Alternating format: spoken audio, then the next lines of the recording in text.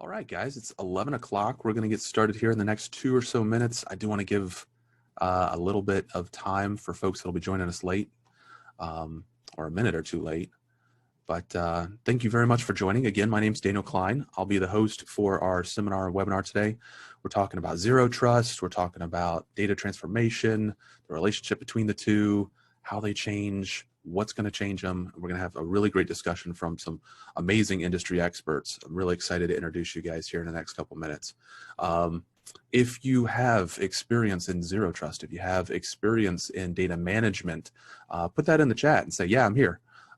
We'd love to hear from you and love to see what level of experience we're talking to, because we want to tailor this for you guys. So if you have lived and breathed zero trust and data management for 10 or 20 years, let us know and be like, yeah, I got you back. And just something real quick or snazzy in the comment section. I'd love to hear something cool, just so that we can kind of tailor the message for you specifically. Or if you've never heard of zero trust before, this is the first time, you're like, what the heck is this? And the picture looks cool, I'll click on it. Let us know that too. And we can tailor the message a little bit more for some things that you would find applicable. And I think we'll all be off to the races here in the next minute or so. I am going to go ahead and share your slides, Ed, just in a little bit of prep. And we'll get started here in another minute.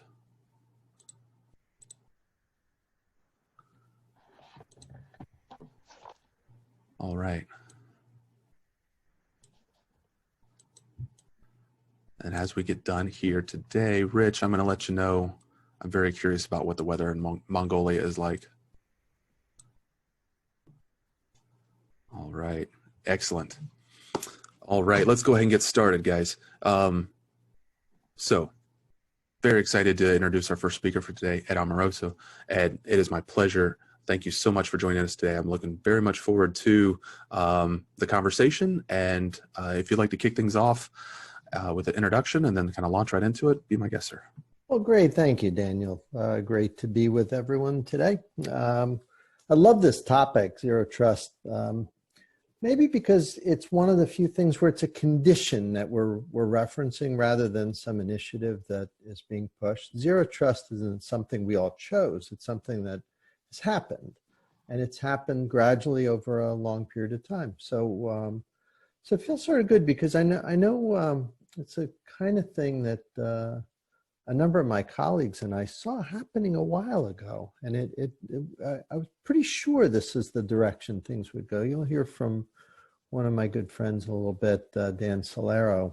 But here, this picture, I think this is a picture from that movie Gravity. I remember sitting in that movie with my wife, and they're floating around, and it was like that scene where like the folks who were in the spacecraft, like it was a barrage of spacecraft that hit the thing and it blew up, and they all died inside the spacecraft.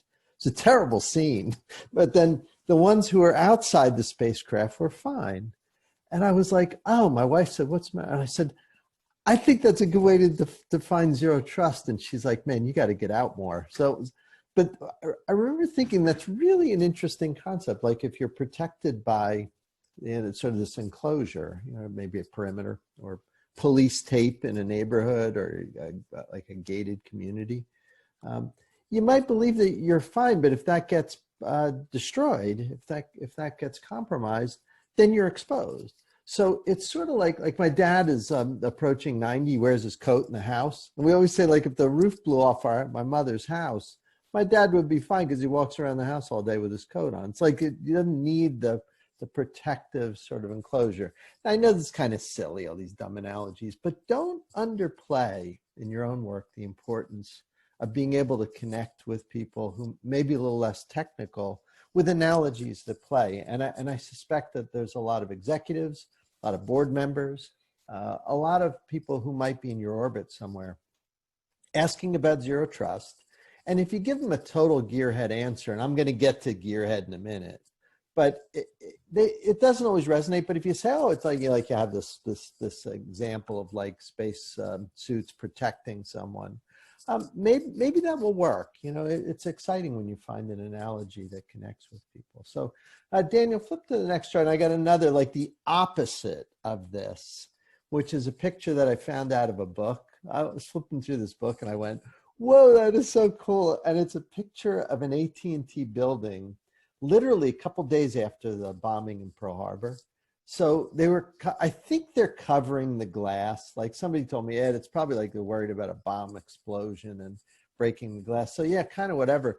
But this is a perfect example of how we protect networks in a non-zero trust environment where we say, look, you get inside on the inside of this building where we've got all these great sandbags protecting you, then we can trust each other. It's almost like you can breathe a sigh of relief. You're inside the building, everything's cool.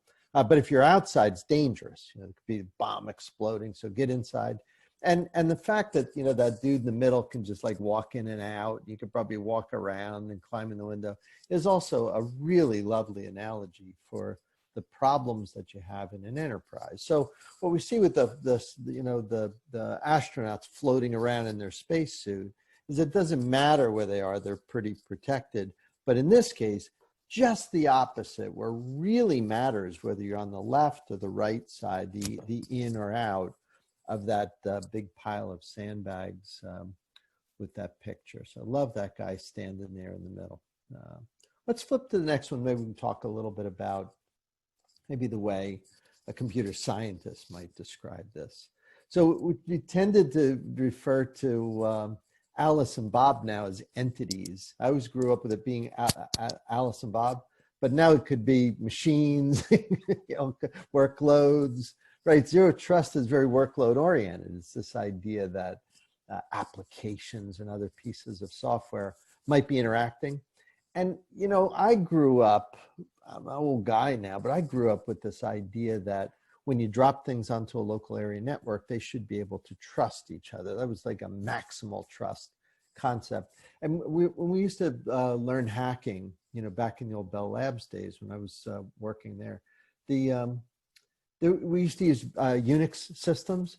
And there are these, if you're anybody's like maybe under 30, you've probably never had the enjoyment of using the old Berkeley R series commands. They were great. You could, so convenient. It was like the letter R and then a thing like R exec, R send, R copy. They were great. You could, everybody sharing their computers, and it was a really very egalitarian kind of, you know, wild west of an internet. And we knew that wasn't going to work, but we could sort of create a microcosm of that in the enterprise. And again, if you're in a bank or in a company or in a government agency for many, many, many years, entities would cooperate and communicate using this implicit trust. And I know a lot of you are familiar with it, but it's important to look at that because look at some of the properties here. You know, they can share freely.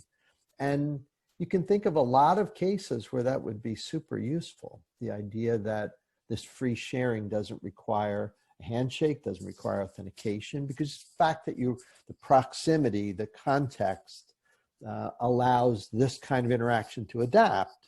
And it can be super well matched to a certain type of application, something that, you know, maybe has absolutely zero ability to deal with latency. So you can see maybe no mutual authentication.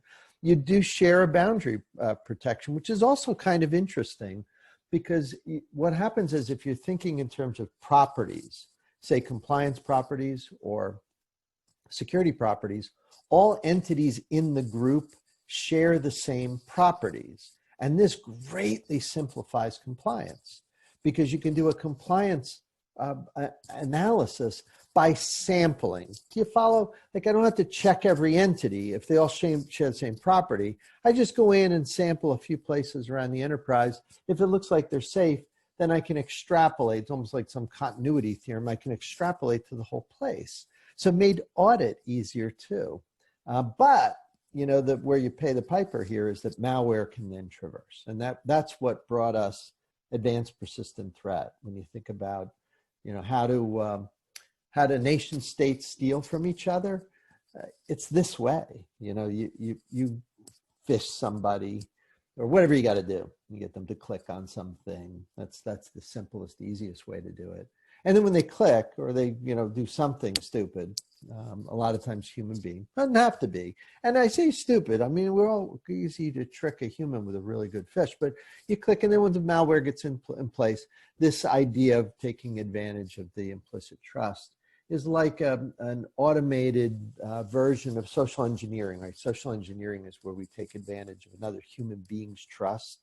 Talk to some nice person on the phone, they're trying to be helpful, and you talk them into somehow doing something that they probably shouldn't do, but you're taking advantage of their trust. So mutual kind of maximal trust between entities on a network is that, in fact. Daniel, click on the next one. We can see the obvious version of what we have with zero trust, which is now we just removed the boundary.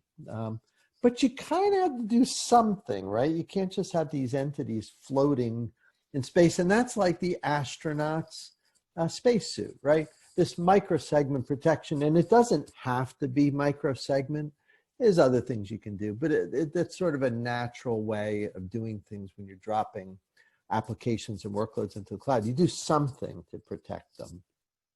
And, you can see now that we've got what appears to be, entity 1 and 2 only sharing if necessary, which is kind of cool. Like the fact that they're going to share is a little bit of work. You can see there's probably going to be some sort of mutual authentication required here, and maybe encryption. So it's not just, a trivial matter anymore to share. So you have to actually set something up. There has to be this handshake, some sort of secure handshake. And that's the essence of zero trust. Like it's workloads, applications using something. Maybe it's a certificate. Maybe it's some sort of contextual thing.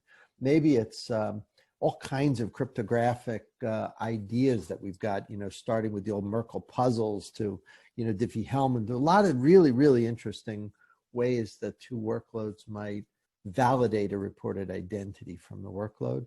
And you can see no local boundary protection. So that's cool in the sense it's gone, but here's the problem. How do you audit this and how do you do compliance on this? It becomes a challenge because you don't really know whether what entity 1 and entity 2 are doing is the same thing, right? If you're the CISO of a large group, then you can make it your initiative to do that. But how do I prove that you did it? And that's kind of where cybersecurity is right now. We've moved from simpler things that had fundamental security flaws to much more secure infrastructure, but we discount some of the day-to-day practical tasks that are made a little bit harder. I think compliance in this environment's tougher. And also data security becomes a big issue. And you'll hear later on a little bit about how, some of the better firms are addressing data security by using some, embedded smarts and empowerment into the data, a concept that I very strongly endorse. But look, the whole point of this is this thing, 4. Malware can't traverse from 1 to 2. That's the reason you do this. You'd say, man, it's a lot of work just to avoid that, but that's a big thing to avoid, I mean, that is the essence of all these hacks that we see every day. Like when you hear about a bank got hit, a retail company got hit, a government agency got hit, Garmin gets hit, and this company gets hit, and that company gets hit. I'm always willing to sort of bet at dinner that the way it happened was this. I've been on live, discussions, say with news media, and they'll say, this just in, that kind of thing. Hey, such and such just got hacked.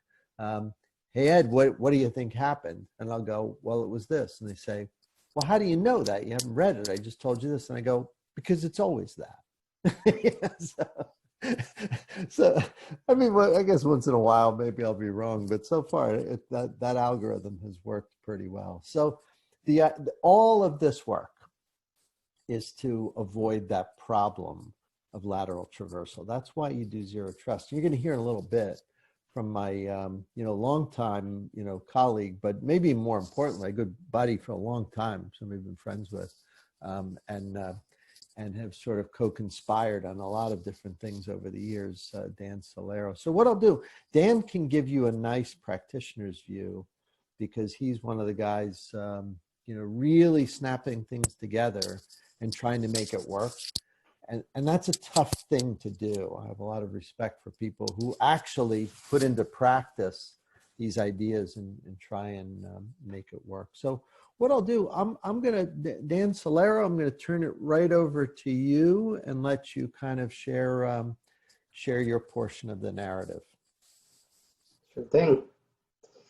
I'm going to wait for Daniel to pop my slides up here. Thank you, Ed. I really appreciate that. And while my materials are getting prepared and presented, just to share some information about myself. My name is Dan Solero. I'm with AT&T.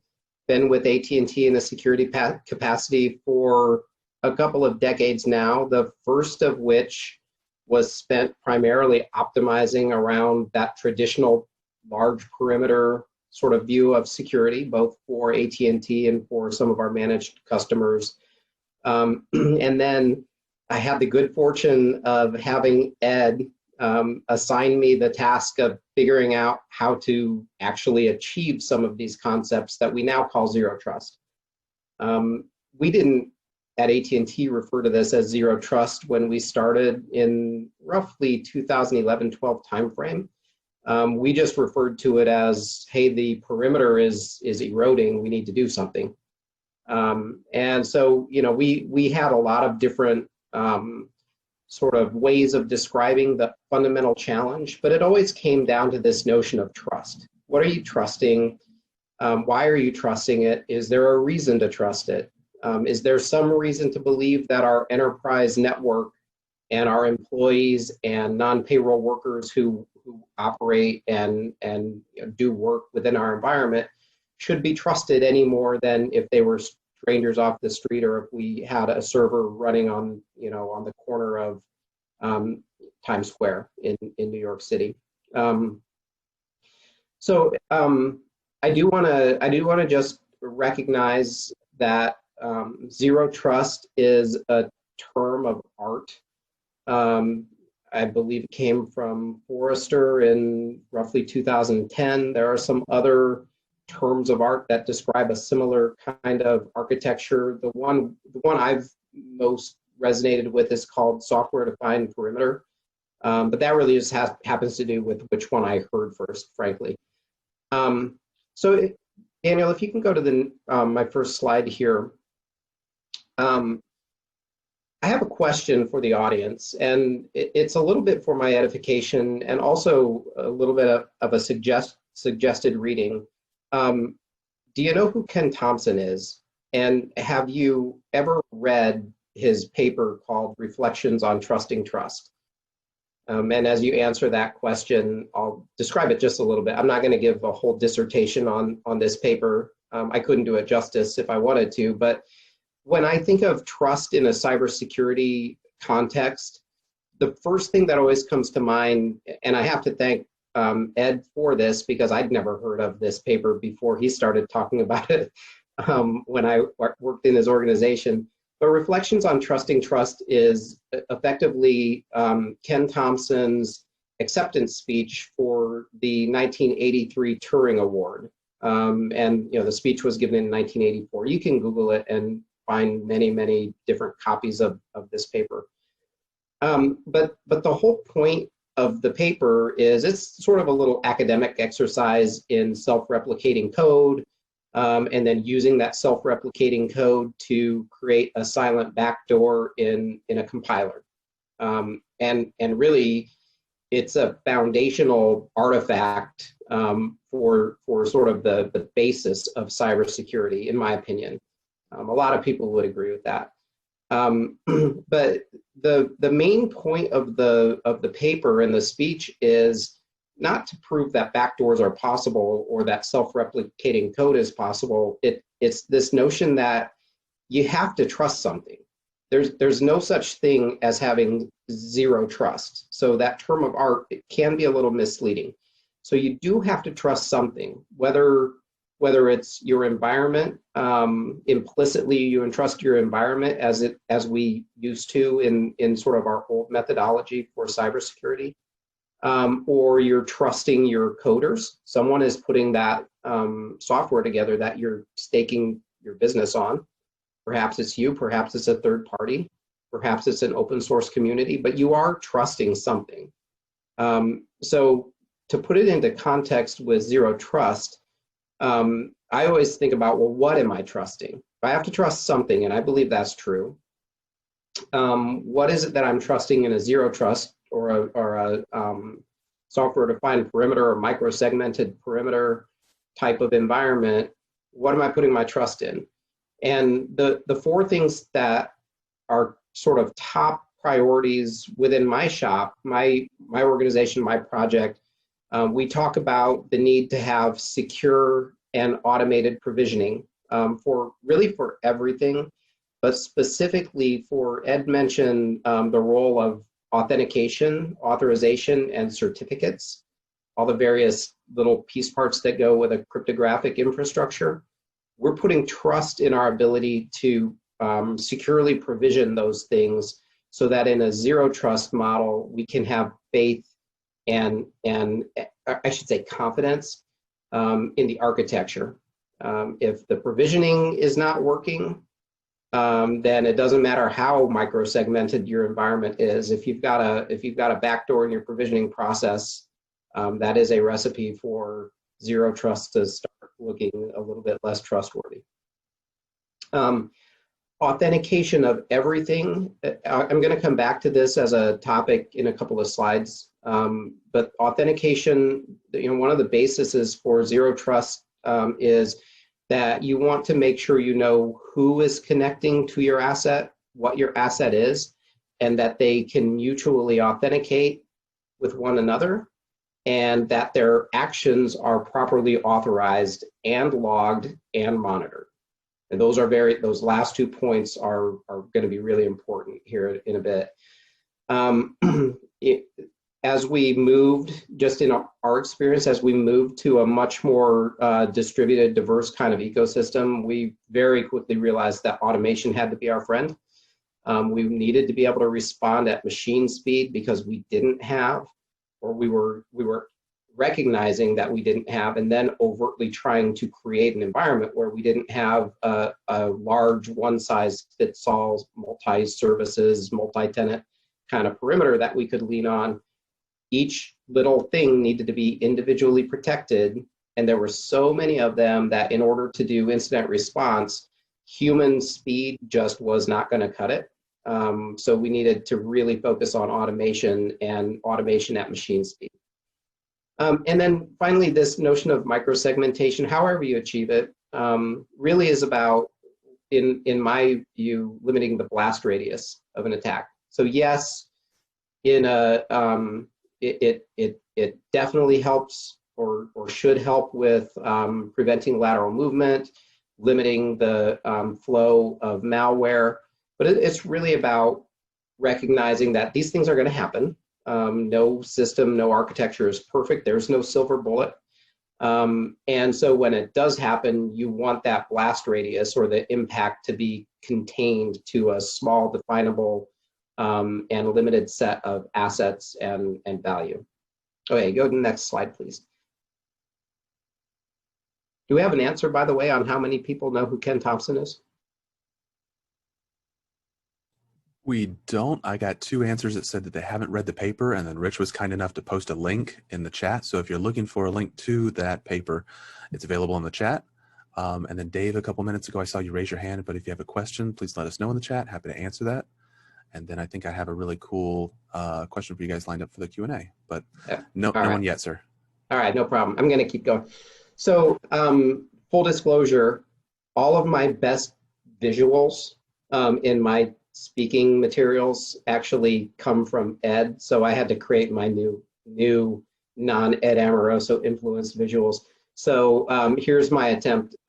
So our old reality, if our old reality with a large perimeter environment was like a packed snowball, then our new reality, and what's really important to know is that this, Ed mentioned this is just what the industry is doing. Trends in the industry are creating this new reality. If you go to the next slide, zero trust or no zero trust, this is actually what most enterprises look like notionally. They don't literally look like snow falling in the sky, but your assets, your data, your employees, especially now in this pandemic era, they're not contained in a nice definable proximity to one another. They are scattered all over the world, all over the internet, all over your cloud providers, in using technology stacks that couldn't be more different. If you look at Google Cloud's architecture versus Amazon Web Services architecture, they're very, very different from one another. So if you think about your enterprise actually being scattered out and eventually consuming the whole internet, and there's a role, I have a whole different conversation around sort of how the employee base is partly responsible for driving this, because they're more and more acting and behaving like consumers. And as we get closer and closer to a point where most of our employee base is made up of digital natives, and eventually our technology leadership is made up of digital natives, that trend towards behaving more like consumers than sort of suit and tie technology, old stodgy people like myself, is going to lead to more and more diversity and distribution of technology types. So this is really what your enterprise looks like in most cases, not every case. But I will say AT&T, we're one of the largest, most complicated IT footprints on the planet. We're an internet provider, a mobility provider, a content provider. We run parts of the national critical infrastructure for the United States, and this is what we look like. So if it's what we look like, knowing how conservative our approach to technology creation is, then I have a hard time believing that this isn't what most firms and most data sets actually look like notionally. So just keep this in mind. I'll refer back to it in a minute. You can go to the next slide, Daniel. Oh, this got really small. I apologize for that. So I just want to point out a couple of the trends here that impact security that I think are really important to recognize. The first is, I didn't intend for you all to have to put on your monocles and So I'll get off it 1 second. That's okay, I can read through them, no problem. The most important ones to me on this are that if you're going to sort of retain a notion, and you probably will retain a notion of a larger perimeter with more traditional approach to security, that won't go away entirely. But the rise of end-to-end encryption is going to be an important thing to keep an eye on, because it will have an impact on deep packet inspection, which is almost foundational to that older model. The more use of software as a service and cloud services you get involved with, the more reliance you're going to have on this distributed model of security. The pace of change never stops speeding up, and you should be paying attention to what quantum technologies might eventually do to the cryptographic infrastructure of our whole ecosystem. There are some things being done to prepare for that. I think most of the cryptographic supply chain is taking it very seriously, but it is something as security professionals to be aware of and remain vigilant about understanding. You can go to the next slide. Okay, so I think we've established that a modern enterprise is comprised of some combination, and please weigh in if you disagree or if you have some other comments on this, but bring your own device is more the norm than it's more normal than the exception these days. Location agnostic employee base, really, like in the last few months, obviously we're learning that not only is that truer than ever, but also it's also more acceptable than ever. I think there was a reckoning at some of the larger companies, at least that I deal with, that maybe some of our old ways of looking at where people work and how they work are maybe don't need to be so rigid. Most companies are somehow cloud first or using public cloud infrastructure services. There's a ton of use of open source, much more use of open source than many CTOs realize, because a lot of the commercial off-the-shelf products, even in some ways, are leveraging open source software somewhere in their supply chain. And the operational method is more and more DevOps oriented. And I think that's a reflection that helps us in Zero Trust, because the less manual operational support you have to give to a system, the more ripe it is for automation. The more ripe it is for automation, the more you can depend on a secure provisioning process for security. Okay, you can go to the next slide. Got 2 more slides real quick. All good. We're going to have some small text that I'll adjust here. That's okay. You know what? Just skip to this last one, the key challenges to consider. It's a little bit of a repeat. There you go. So just from my perspective, I've been working in this sort of arena for almost a decade, probably longer than some of the some of my peers. Simply, and I know this because we had to invent some things in the early days, and now we don't have to invent so many things. We find suppliers, but that's my first key challenge in this area, is finding stable suppliers and solutions is really important and difficult. There's a lot of options, whether they market themselves as Zero Trust, Carta, Software Defined Perimeter. There are a lot out there, but there are some that are built to last, and others that are built for a payday. So do your due diligence with your supply chain. Make sure that there's at least a level of confidence that they're going to be around for a couple of years. I mentioned the automation and logging and monitoring everything, every transaction for every asset, every person, every customer, every employee. If you're just starting your journey to Zero Trust, you need to be prepared for the explosion of data that's going to create. It's not necessarily going to lower your total cost of ownership. You may end up paying more for data storage, analysis, and data movement. One of my colleagues called my project, he was a threat analyst, he called my project a pleasant nightmare. Pleasant because there's a lot of data, and a nightmare because it was so much that it overwhelmed their ability to ingest and store that data for quite a little while. Now this one is difficult because what I just described is a complex environment. You're looking at a distributed, complicated,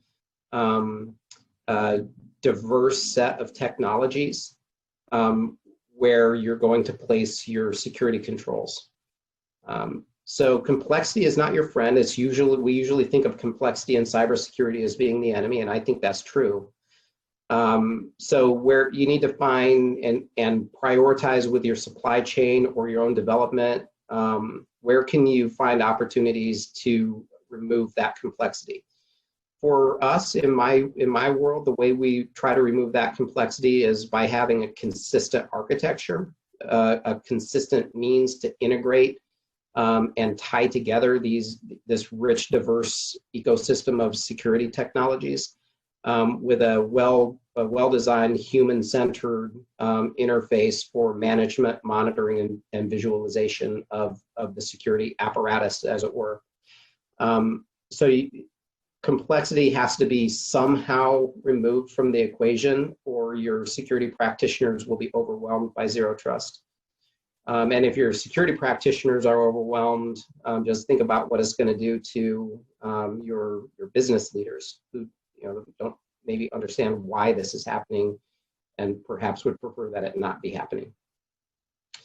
And then finally, just when we talk about moving from one paradigm to the other, from large enterprise to thousands of small perimeters, zero trust model, the fundamentals of security don't change in that. The makeup, the structure, and the shape of it changes.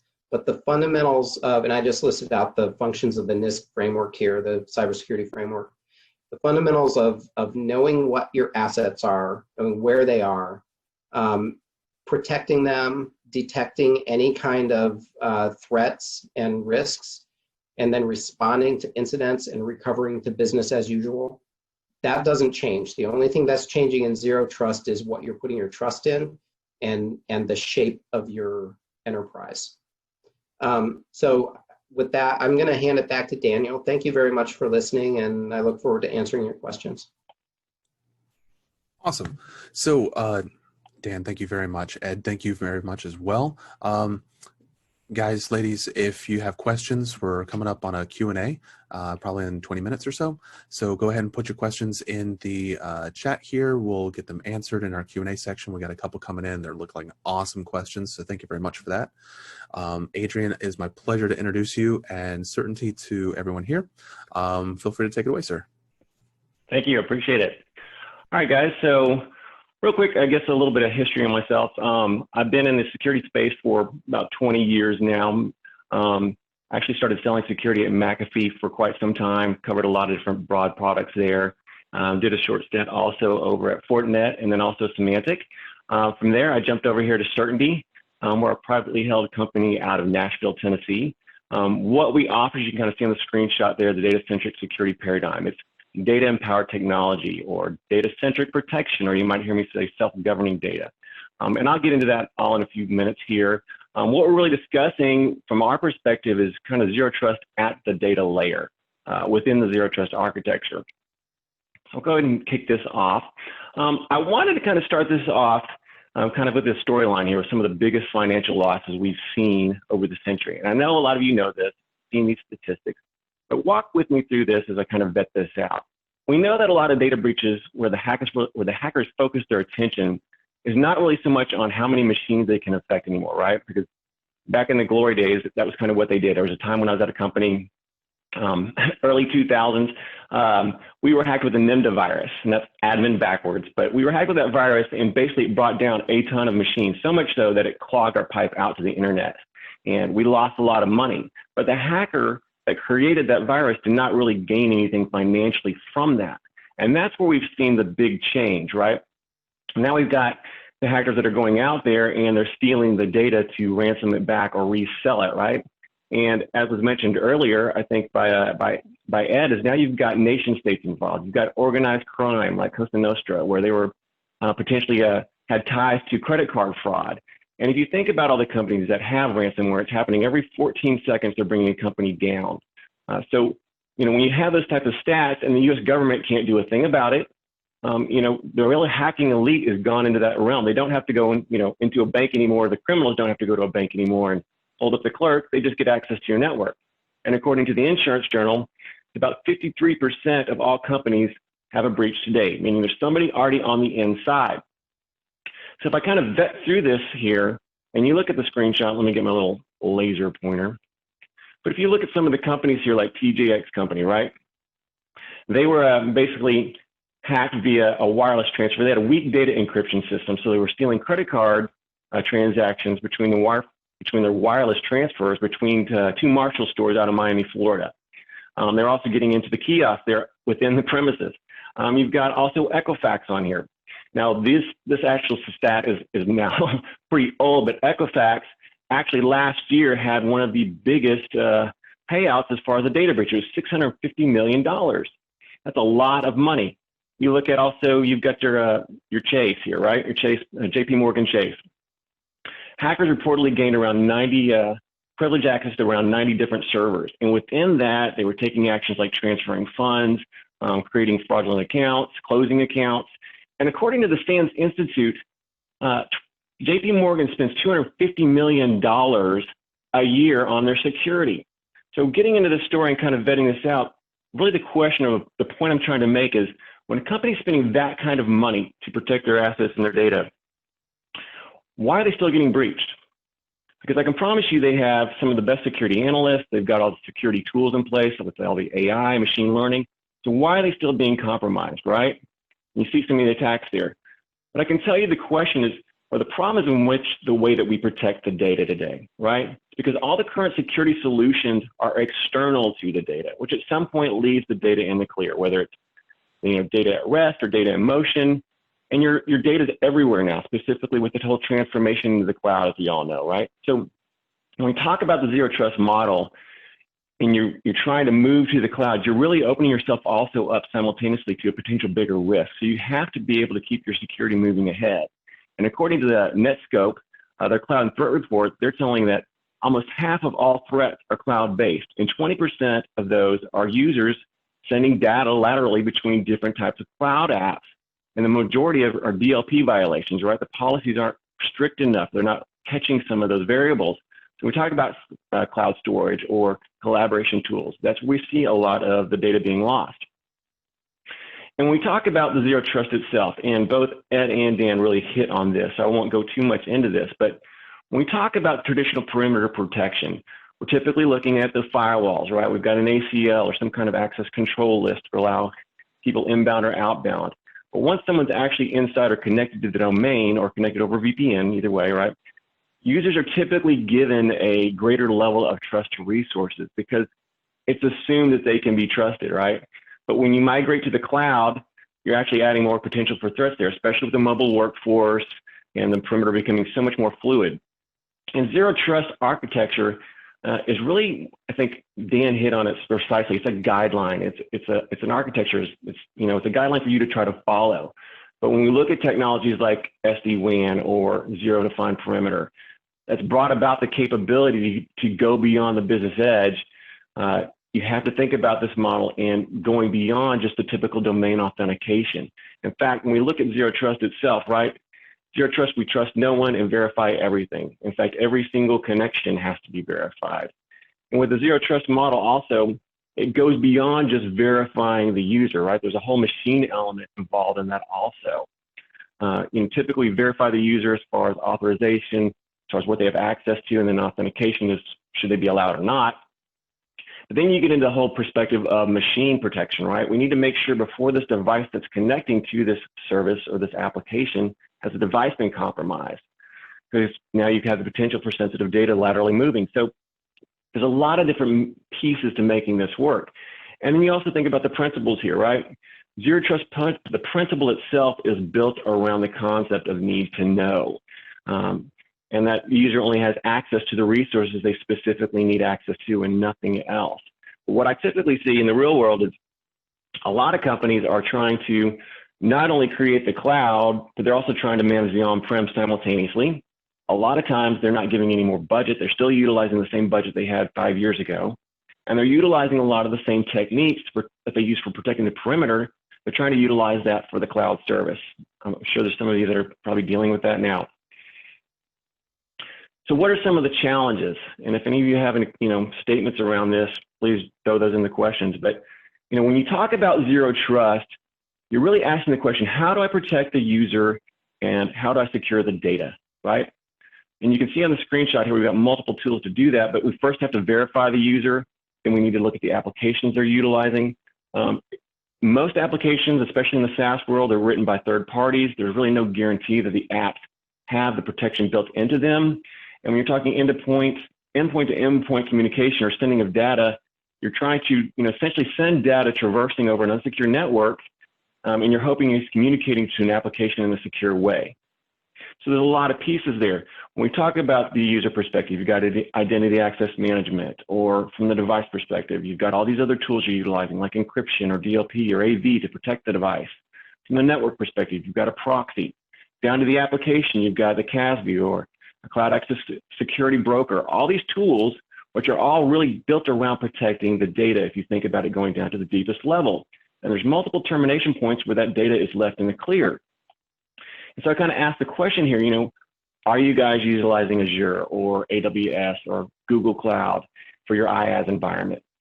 And if you are, how are those instances or those data buckets, those cloud storage, how are they being secured? You also have to look at, are you following compliance as far as where the data is? Is it being publicly shared or widely shared across multiple apps? And do you know which apps are being utilized to do that? If you think about shadow IT, there's a couple of different pieces that first come to mind here that I ask clients. If you've got a Provision OneDrive account for your users, awesome, right? And you typically have access to that with identity access management to make sure the authentication is correct. But once they have access to that, let's say that they on their home PC, and maybe from their home PC, which is unmanaged, and now they're trying to connect to that OneDrive account. Can they connect to that? And while you might have identity access management to verify the user, can they now copy that to their personal Dropbox account from their unmanaged device? Also within the IaaS environment, I had a client that I will go nameless here. They basically told me at one point that they had 30,000 instances spun up in their IaaS environment they had no clue about. So 30,000 VMs. How much data was sitting on those? And are you guys dealing with that too? So kind of a scenario here, when you look at how data transfers, right? Let's just take, for example, and I mentioned 53% of businesses today are, there's already somebody on the inside. So if I've got Jane Doe sending a file over email, to John Doe, and maybe there's PII information within that email or that document, is that, protected? Probably not. I sold a lot of file and folder encryption with a previous company because it came in one of the suites. I hardly saw customers using it because the asymmetric key management was very burdensome. There's a lot to do with that. So now this file is typically unprotected, right? And if there's a man in the middle, they can gather that. Now what happens when John Doe sends this file to the cloud? Sure, you've got a TLS tunnel there to encrypt the tunnel's encrypted, but what about when it hits the actual cloud gateway? There's a few milliseconds there before it's dropped to that cloud storage or that S3 bucket where that file is in the clear. And these are the different variables here. Let's take another example. What if I'm at the hospital and the nurse, he or she's taking my information. They're putting my social security number in there and all the vitals about myself, and he or she hits send on that application. Do you think that application is protecting my data? Probably not. He or she hits send. It's now bouncing within the Wi-Fi at the hospital, and maybe 2 weeks later, now that I'm going to for my doctor's appointment, my checkup, the doctor decides to stop at Starbucks along the way, and while they're waiting in line to get their latte, now they're bringing up the same application on their iPhone. And now they're looking at my information, within this unsecured app on a free Wi-Fi. Again, multiple gaps there in our security for the data protection. Even if you're thinking about the IoT, what if you're getting data streams as far as keeping or maintaining a temperature for an oil rig, and someone gets in the middle of that and starts, changing that up, and now I try to overcompensate for the change? Bad news. You've got to protect that information, but all these external protections are just that, external to the data. So what's the answer? Well, from our perspective, it's self-protecting data, data-centric security. The idea is we're going to reduce the dependency on infrastructure for your protection because the technology that we've got actually embeds the securities and the controls right into the data itself. We're mixing the controls and the protection right in so the data can go anywhere. It doesn't matter if it's on a trusted or untrusted environment. I can send a file over FTP. It doesn't have to be SFTP. And to kind of explain this a different way, think of your data like a baby. And I know this is kind of cheesy, but just follow with me here. To protect a baby or a small child, at night we put the baby in the crib. During the day we put the baby in the playpen. To take the baby from point A to point B, we put the baby in the car seat, right? All these protection mechanisms are external to the baby because if the baby gets out of the front door of my house, that baby can be lost, stolen, or hurt. And it's the same thing with your data. It can be compromised, lost, or stolen, right? But that's kind of the way in which we protect the data today. But what we're doing with our protection is basically self-governing, self-protecting data. So if you kind of look at the screenshot here, I'll kind of walk through this, but the idea is, let's say, for example, I'm going to send you a simple Word document. Well, what we're doing with this data-centric protection is we're going to break that file up into maybe 10 to 15 individual pieces, encrypt each piece, and actually put the decryption capability right back into the key pairs right into the data itself. And then we're also embedding that with the capability to now have the governance to make the data self-aware so we can then decide on how the file should be accessed or by whom it can be accessed. So we're actually encapsulating the data into becoming its own file type and then making sure that it can only be executed where, of course, it has to have the right application in each location and the right executable to recognize the file type, but that allows us to embed the security right into it. So when I talk about self-governing, the data determines where and when and how it can be accessed, and you can specify specific variables, so specific user with a specific IP address, or also a machine identity or a group of users. So you embed those instructions as far as how to manage the file or open the file or have access to it right into the data. Also auditing. I want to see where this file has been opened. If it shows up in China and that's not the right place to be seeing the file, I want to know about that. So I'm almost treating the actual data itself like an endpoint. So we're encapsulating all this self-protecting capability right into the data, just like I mentioned, the key pairs, to be able to open this up. Something as simple or as cool as if the wrong person tries to access this file, maybe after 5 attempts, the file actually deletes itself. That's empowering the data. We're not relying on the external tools. I'm not saying you want to get rid of those. Those are great pieces to it. But we're taking this to the data layer. So to kind of wrap my story up here, kind of a conclusion, this is from a CypherCloud article.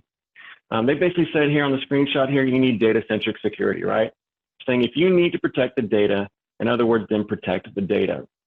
So my point of this is, I kind of want to leave you with a question here to wrap this up. What are you doing to protect your data at the data layer now?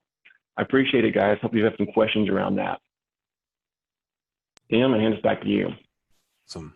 Thanks, Adrian. All right, we have 3 or 4 questions for you guys. I'm super excited. These are awesome questions, so be prepared. Let's go ahead and hop to it. And while I pull these up, Rich, thank you very much for the weather forecast for Mongolia. It looks like 88 and sunny all week. That's wonderful. Let's see here. So someone who's anonymous, and I would totally expect that in a cybersecurity webinar. If all my data is protected by Sertainty products and we're practicing zero trust, why would we need a SOC certification? Wow. Maybe just to follow specific standards, because a lot of companies or other organizations will ask for that. So it's kind of a backup to validate your own security practices, probably. Okay, excellent. Let's see. Rich says, Dan mentioned deep packet inspection. Is that really feasible in a zero trust environment, since you then need to add the trust to the device doing the packet inspections, and you don't always know what that device would do and where that device would do that and where? That's a good, I'll answer that. And by the way, Daniel, I don't know if he's back, but Ed Amoroso texted me that he got his power totally knocked out by the tropical storm and will join back if he's able to, just FYI. Okay. So, hey, Rich, it's good to hear from you. I'd love to meet up someday soon if we're ever allowed to again. When I referred to deep packet inspection, I was contextualizing it in sort of my reality is that zero trust is not a ubiquitous security model. It's a large security model, but we still have and foresee still having for a long time a more traditional perimeter that goes with or complements zero trust. So I was thinking about deep packet inspection in that context, and what I was referring to is that technology, even in a traditional model, is going to continue to be impacted by technology trends like end-to-end encryption. So your point that you're making in the question, I agree with, that the role of deep packet inspection is going to continue to be diminished by the sort of ever-changing nature of our technology. Yeah, and one thing to kind of point out on that, when you're trying to do that deep packet inspection, of course, right, so many of the tunnels are encrypted. I mean, obviously you could put kind of a man in the middle if you wanted to, add the actual key pair or add for the encryption, or if you wanted to add, something like a joint user group, if you per se, to be able to have access to make sure there's nothing embedded in that. But you also just, you have the auditing capability. So if I'm seeing a file coming from John Doe to Jane Doe, and there is no deep packet inspection, once it gets to Jane Doe, you've got the validation of who sent it. So you're finding out where the hole is, essentially. Yeah, the other point on when I've talked about this more specifically, end-to-end encryption itself is continuing to progress. So perfect forward secrecy is gonna have a major impact on the ability to use man in the middle, even in places where you would want to take the risk of having multiple copies of your key pairs, which isn't the greatest security practice in a vacuum either. But quantum communication will definitely make it impossible to have man in the middle at some point. I don't know if that's in the next 10 years, 20 years, 100 years, but at some point, this whole notion of unencrypting something, inspecting it, and then re-encrypting it, that itself is also going to be less and less possible. Awesome. So kind of along the same note, I have another question here. Sorry, Dan, this will be for you. Okay. The end question is, at what point does reducing risk drive corporate adoption? And the context is that we were talking BYOD for a hot second. So near total remote operation, cloud computing, storage were all opposed to and untrustworthy. Today, it's commonplace. Convenience and cost reductions drove adoption. Posthumously, we learned that their blast radius was very large, creating enormous business risk. So getting back to the point, at what point does reducing risk drive corporate adoption? So that's a fantastic question. I'll answer it in a couple of ways. First is, if your job is to be a CISO or a security practitioner, then you have to figure that stuff out. If your business, whether they're making rational decisions and risk-based decisions or not, if the decision is to adopt BYOD, remote operation, in this world, that is almost everyone. Cloud computing, if that's your IT stack, then your job is to get to the fundamentals of what are my assets and where are they? How am I protecting them? And so forth, on through whatever security framework that you work with. But I'll say it's not impossible. BYOD, it's not impossible to limit your risk or have a risk-oriented approach to BYOD by using things like mobile device management systems like a mobile iron or something like that. It's possible to require your BYODs to authenticate and to pass and to pass integrity checks and patching checks before they're allowed to connect to an application or to an environment. That's part of zero trust. Cloud computing, what I'll say about cloud computing is, if your cloud computing architecture doesn't limit your blast radius, then you definitely can change your architecture. In AWS, you can, like what we do is every application has to have its own account. And then we tie the notion of those accounts belonging to us together through AWS organizations. Azure has something similar. So you can limit the blast radius in a lot of ways. But this question of risk being how you make decisions, that really is the way decisions should be made, in my opinion. But it requires, because remember, the business decision makers, the ones that are saying we have X number of dollars to spend and we need, we're not in charity, we're in business. So there has to be some margin. We need to be making profit. We need to report good results to the street and to our shareholders. They're not going to know from zero trust in most cases. They won't even know what a firewall is in most cases. So you have to, as a security organization, you have to present those risk decisions in a quantitative data driven way, which means you have to understand what your risks are, what are the costs of potential solutions or risk reduction approaches, so that those decisions can be made with good information and sound security practices under them. Awesome, thanks. So we have two more questions before we kind of wrap up here. And I see one more just came in, so we'd probably have to take that offline, but I'll check on that here in a second. These two next questions are very similar, so I'm going to try and combine them together. The question is for Adrian, if I'm reading this correctly, and it's that Dan made a point of saying some fundamental things never change: identity, protection, response, recovery. If I understand your pitch correctly, are you saying self-protecting data can do all those things at the data layer? And then a follow-up question, Dan, does self-protecting data solve address the fundamental issues for you. So, so go ahead, yes, Adrian. to answer your question, yes, that is the whole idea. We're putting the capability to allow access to data at the data layer. If I want to share it between myself and another user, it can only be accessed by us, but we're putting that security control right into the data itself. Awesome. Now Thanks, I'll Adrian. answer the part that's aimed at me. So first of all, I'm a huge fan of this whole notion of a next generation data protection architecture and set of technologies. Big fan of Sertainty. Does self-protecting data solve all of these fundamentals? Not entirely. However, it really comes as close as anything I've seen to answering many of them at the most granular possible level. Identify is about knowing what your assets are and where they are so that you can properly provision things.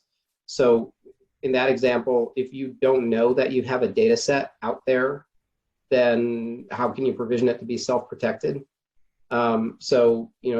This technology and Sertainty's approach probably isn't a single silver bullet, but it's a really strong, it can be a really strong component to a healthy security environment, in my opinion.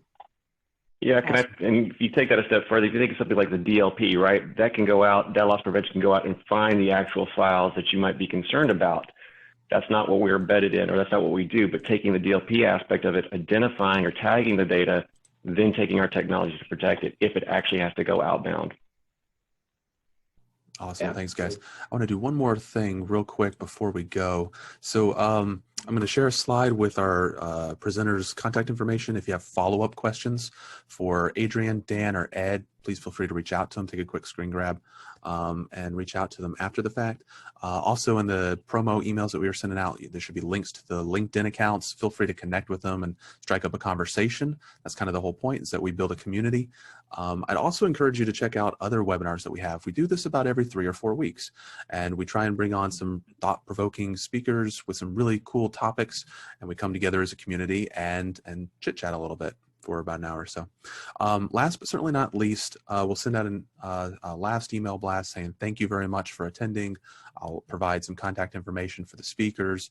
I'll also provide a link to an event that's being hosted on Thursday in Atlanta. It's also virtual, where we're going to see some of the technology that we talked about today in action as a result of some developer operations. So with that being said, I want to thank you all very much for your time today. It was a great pleasure having you on. Dan, thank you so much. Thank you very much. Adrian, thank you, sir. Very grateful for you. Ed, thank you as well. Awesome job. If you have any follow-up questions, guys, feel free to ask. We'll send that follow-up email here shortly. And I hope you have a great rest of your day. Thank you all very much. Bye for now, guys. Thank you. Thanks.